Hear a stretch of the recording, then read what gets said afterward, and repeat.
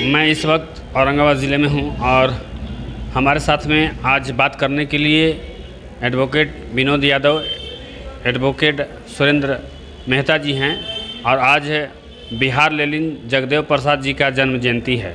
इस जन्म जयंती के अवसर पर धन्यवाद आपका भी स्वागत है। जी सर, आज जन्म जयंती है जगदेव प्रसाद जी का, तो इनके विषय में क्या कहेंगे? हमारे समाज के बहुत प्रखर महापुरुषों में से एक हैं जगदेव बाबू। इनका जो सोच था हमारे समाज के लिए अनुकरणीय है, अनुसरणीय है। जो इनका सिद्धांत था 100 में 90 शोषित है, 90 भाग हमारा है।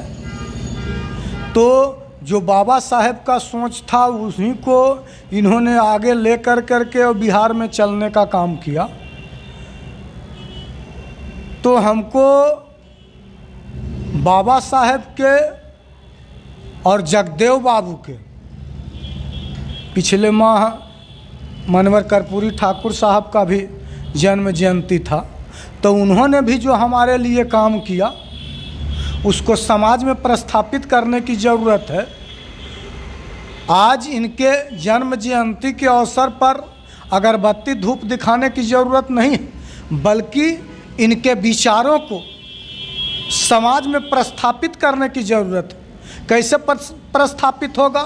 तो इनका सिद्धांत, इनका विचार को हम प्रचार करेंगे, प्रसार करेंगे। नित्य जातियों में बाबा साहेब का, जगदेव बाबू का विचार पहुंच चुका है और लोगों को मोटिवेशन का काम चल रहा है। जिस दिन बाबा साहेब और जगदेव बाबू के विचारों को 15 करोड़ लोग सुन लिए, उस दिन हमारा सफल हो जाएगा कारवां। बाबा साहेब का, जगदेव बाबू का कारवां सफल हो जाएगा। यही उनके लिए सच्चा श्रद्धांजलि होगा। तो ये थे हमारे साथ में एडवोकेट विनोद यादव जी और हमारे साथ में जुड़े हुए हैं एडवोकेट सुरेंद्र मेहता जी। सर, क्या कहेंगे आज जो जन्म जयंती है जगदेव प्रसाद जी की? आज जगदेव बाबू का जगदेव बाबू का 100वां जयंती है। उनके जयंती पर हम आज उन्हें श्रद्धा सुमन अर्पित करता हूं। जगदेव बाबू का जन्म 2 फरवरी 1922 ईस्वी में हुआ था। उनके पिता का नाम प्रयागराज, उनकी माता का नाम रासकली देवी था।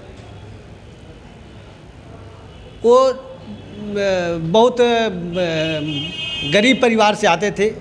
उनके पिताजी के पास 3 बीघा ज़मीन था और 3 बीघा ज़मीन से ही उन्होंने शिक्षा ग्रहण किए।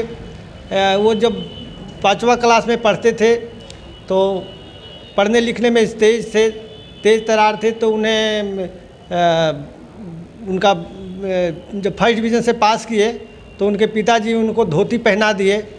तो वहाँ का जो ज़मींदार था वह देखा जगदेव बाबू को, तो जगदेव बाबू को देखा तो अपने बराइल से पूछता है कि ये कौन है? तो ये प्रयागवा के लड़कावा जा रहा है, तो कहें कि उसको बुलाओ। जगदेव बाबू के उनका बराहिल बुला करके ले गया राज दरबार में, ज़बरदस्ती हाथ पकड़ करके। जगदेव बाबू बोले कि हम आज नहीं, कल भेंट करेंगे राजा साहब से। लेकिन जब तो राजा साहब खुद हाथी पर बैठ करके और बराहिल को ले करके आते हैं ऊख की फसल को चराने के लिए। जगदेव बाबू बोले कि तुम यहाँ से लौट जाओ हाथी ले करके। जगदेव बाबू के बात को वह नहीं सुना। तब जगदेव बाबू घर से गड़ासा निकाल करके और जब मारे जब हाथी को, हाथी भागा। उसके बाद राजा भी वहाँ से भाग खड़ा हुए। फिर उन्होंने कहीं कि ठीक है से तुम 20 बीघा तुमको ज़मीन हम दे रहे हैं और तुम हमको चराने दो, यहाँ तुमको हम नुकसान नहीं पहुँचावेंगे। जगदेव बाबू बोले कि नहीं, हम अपने गांव में आपको प्रवेश नहीं करने देंगे, हमारे गांव से आप लौट जाइए। राजा फिर लौट गया। इस तरह से क्रांतिकारी उन्होंने कार्य किया। फिर उसके बाद वो जब मैट्रिक परीक्षा जब पास किए उस समय उनका पिताजी की मृत्यु हो गई। मरने के बाद उन्होंने जो है ब्राह्मणवाद का विरोध किया और न बाल मुंडन कराए और न बाल मुंडन कराए, न जो बिष्टी पहना जाता है वो पहने। तो लोग बोले कि ये इसी के चलते जगदेव बाबू ब्राह्मण को नहीं मानते हैं, जिसके चलते उनके पिता की मृत्यु हो गई। फिर उसके बाद जब मैट्रिक पास कर गए, मैट्रिक पास करने के बाद उन्होंने पटना बीएन कॉलेज में बड़ी मुश्किल से जा कर के किसी दूसरे से पैसा ले करके, अपने बगल के चाचा थे उन्हीं से पैसा ले जा कर के 10 रुपया, और वहाँ जा कर के एडमिशन करवाए। एडमिशन कराने के बाद एक माली, उसी जगह पटने के एक माली थी, तो उनको उसी जगह दलान, उसी जगह मैदान में उनको बैठा देख करके जगदेव बाबू सोच रहे थे कि 10 रुपया में हम क्या करेंगे, डेरा खर्चा चलावेंगे कि पढ़ाई लिखाई करेंगे, किताब कॉपी खरीदेंगे।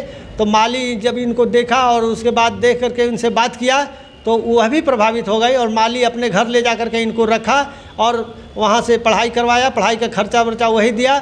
तो इस तरह से अर्थशास्त्र से बीए किए। कुछ बात तो सही आ रहा है कि खुद अपने को बलिदान दिए, और इनके बाद जो है सो लालू प्रसाद जेल भी गए। और अब यहाँ के जो ओबीसी या जो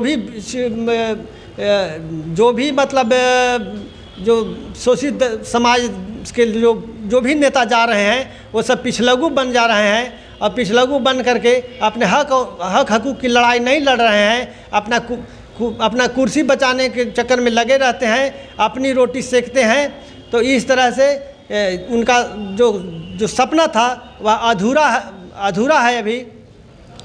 उनका कहना था कि 100 में 90 शोषित है, 90 भाग हमारा है, 10 का शासन 90 पर नहीं चलेगा।